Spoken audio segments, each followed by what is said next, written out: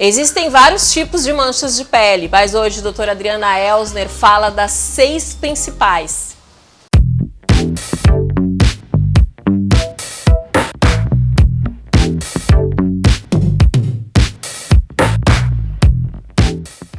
É muito comum relacionar a questão da exposição solar com a questão das manchas de pele, mas cada tipo de mancha tem uma origem. Para conversar hoje aqui no Sinta-se Bem a respeito dos 6 tipos mais comuns de mancha de pele, é com grande prazer que eu recebo a médica dermatologista, a doutora Adriana Elsner. Seja muito bem-vinda mais uma vez aqui ao Sinta-se Bem. Obrigada, é um prazer e acho muito importante falarmos sobre esse assunto que afeta muito, Cláudia, a autoestima das pessoas, tá? Eu escolhi 6 tipos de manchas escuras, que são as manchas mais frequentes em consultório. Lembrando que todas as manchas pioram com a exposição ao sol, mas nem todas são causadas pelo sol. Uma das mais comuns e que mais incomodam, então, nossa número 1, o melasma, ou também as pessoas conhecem como melasma gravídico, a mancha da grávida, mas que não é exclusiva da grávida. Ela pode ser causada por questões genéticas, hormonais, sim, gestação, uso de anticoncepcional, mas também queimadura solar e algum processo irritativo. O melasma, ele piora muito com o sol e com o calor. Às vezes as pessoas não têm essa noção do quanto o calor de uma cozinha, de um forno, de um ar-condicionado, de uma sauna, de um carro estacionado no sol, aquele calor ele vai piorar muito mais a mancha, às vezes, do que um banho de sol propriamente dito. Então, é muito importante que o paciente de melasma veja, claro, as suas questões hormonais, né? Talvez, às vezes, mudar um anticoncepcional, ver com o ginecologista, se for esse o caso, mas principalmente usar o protetor solar. E o protetor solar que eu recomendo para o paciente de melasma é o protetor que contenha cor, que tenha uma ação física, porque o filtro com cor ou o filtro com tonalizador, que aí para os homens também, ele protege muito mais do sol, do calor, da luz visível e da luz azul. Porque nós temos também outra situação que prejudica muito o melasma, que é a poluição digital. A luz azul do celular, do computador, também mancha. Então, muito importante o uso desses filtros com cor. Temos também o uso de nutracêuticos hoje, substâncias via oral naturais que agem como protetor solar e como protetor da luz digital. Também peelings, é bem importante, microagulhamento, alguns lasers específicos para melasma, mas é muito importante que o paciente tenha esse diagnóstico preciso pelo seguinte: às vezes o tratamento que é bom para o vizinho ou para a vizinha não é o tratamento ideal para ti. Então, muito importante ter um diagnóstico, uma confirmação de que seja um melasma, para então efetuar o tratamento adequado. Cada pessoa tem um tratamento, nada de ficar olhando no Google, porque hoje as pessoas olham, né, muitas vezes para ter a receita do vizinho, como tu falaste, ou até para se automedicar muitas vezes. Porque às vezes nem é melasma, às vezes é uma outra mancha, né, Cláudia? E às vezes é um melasma já irritativo, que se sofrer mais irritação, ele pode piorar com o uso de ácidos, inclusive. Então, é muito importante que se tenha um diagnóstico para o tratamento, que é uma alteração crônica muito incômoda e que tem que ter um dermato para seguir adiante, para levar a segurar na mão. Melasma, então, nosso tipo de mancha número 1. Tipo de mancha número 2. Mancha número 2, também muito comum, são as melanoses solares, ou, não gosto desse nome, mas existe, melanose senil, né? Ou manchas da idade. Essas manchas, sim, elas são pequeninhas, arredondadas, e essas vão aparecer normalmente depois dos 40 anos. Elas têm uma ligação muito direta, sim, com a exposição ao sol, mas a exposição cumulativa do sol. Então, aquele efeito do sol desde a infância, adolescência, as queimaduras, né? E aí, a partir dos 40, 50 anos, elas começam a surgir.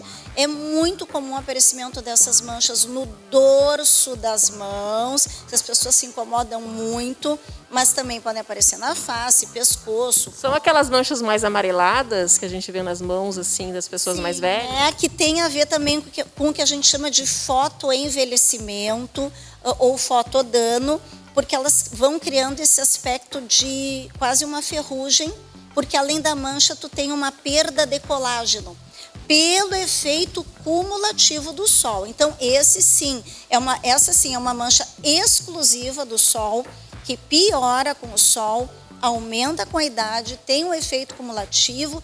E no meio dessas manchas também é importante um diagnóstico dermatológico, porque ali no meio pode estar escondido uma lesãozinha pré-cancerosa, um câncerzinho de pele. Então, mais um motivo para não procurar auxílio do creme clareador da amiga, e sim procurar um dermatologista. Mancha número 3. Sardas, né? As sardas, ou efélides, que é o nome científico da sarda. As sardas, elas têm uma condição 100% genética. Elas aparecem mais em pessoas loiras, pessoas ruivas, e as sardas, sim, podem se iniciar desde a infância, desde a primeira infância, tu já tem a formação das sardas. O sol entra aí como um inimigo também, porque vai aumentar o número de sardas e também escurecer as mesmas. Então, também, de novo, uso de protetor solar. Alguns pacientes gostam das suas sardas, não querem remover as sardas, é uma característica genética da própria família, mas às vezes essas sardas começam a se confluir, a se acumular, e aí elas começam a virar manchas maiores. Aí nós usamos as tecnologias de alguns lasers, luz pulsada, alguns clareadores também para minimizar esse acúmulo de pigmento.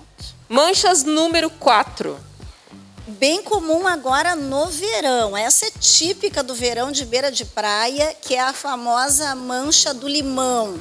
Na verdade, nós chamamos de fitofotodermatose. São manchas provocadas pelo contato de substâncias cítricas, então limão, abacaxi, enfim, os derivados. A caipirinha na beira da praia. Caipirinha, né? De limão, de abacaxi, de morango. Então, o contato dessas substâncias cítricas com a pele e o sol causam, então, essa fitofotodermatose, que é uma reação inflamatória, como se fosse uma queimadura. Então, a lesão, ela fica mais inflamada, podem formar bolhas e depois ela sofre um escurecimento. É muito comum também nas mãos e são manchas em forma de respingo, né? Então, normalmente tu vê assim, são respinguinhos escuros que vão descamando. Então, para essas manchas nós temos que cuidar muito, porque elas se comportam como se fossem queimaduras mesmo e podem deixar manchas definitivas.